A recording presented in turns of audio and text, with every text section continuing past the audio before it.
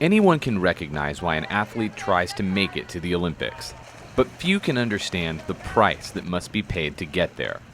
Courtney Mathewson knows. The 29-year-old water polo player won gold with the United States team in London during the 2012 Games. But was that moment worth the effort it would take to get there again?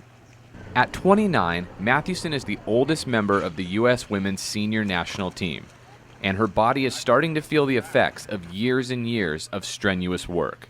The hardest part of my routine is repeating it day after day. You start the week fresh on Monday, you get into good workouts and a lifting session, and you're physically and emotionally exhausted and drained of your energy, and it's only Monday. Monday, Tuesday, Thursdays we lift in the morning from 7 to basically 9 a.m. We run through a 2-hour weight session with our coach, and then we hop in the water and usually do some conditioning for about an hour, hour and a half. We get out around 10:30 and we have a little bit of a break. I usually have coffee in the morning before I go to practice, just to wake me up because it's so early in the morning. But it's so physically exhausting at practice that we always need a coffee in between. And then the afternoon practice is from 1:30 to 4:30, and that is mostly all water polo. So we do drills, passing, shooting. For Mathewson, the work ethic was honed while winning 4 consecutive national championships at UCLA.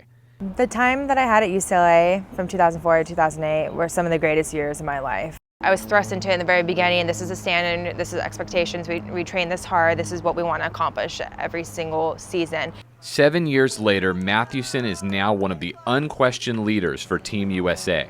Courtney leads by example. She might not be the most vocal, but you know, every day in and out of the water, she's giving 100%. So Courtney definitely leads by example and giving hard work every day. But all the success in the pool comes with a price. I've had a few injuries. I have had 2 shoulder surgeries, 2 torn ligaments in my finger.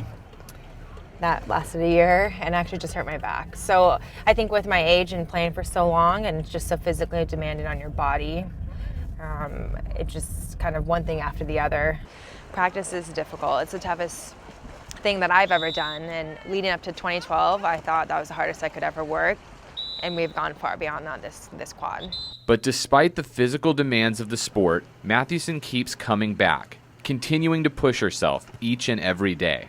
But it's also a challenge. Can I get through this? Can I get better? Can I make my teammates better? And I think that's where the excitement lies. And despite the day-to-day focus it takes, Mathewson has an end goal in mind, being one of the select few to make a once-in-a-lifetime feeling happen twice. For me, I try and keep the end goal in mind. The thought of possibly competing at the Olympics again you can't find another feeling that's going to match that. When we stood there on the podium, we were all holding hands in our matching Nike uniforms, and they announced us as Olympic champions, United States of America. We were all sobbing.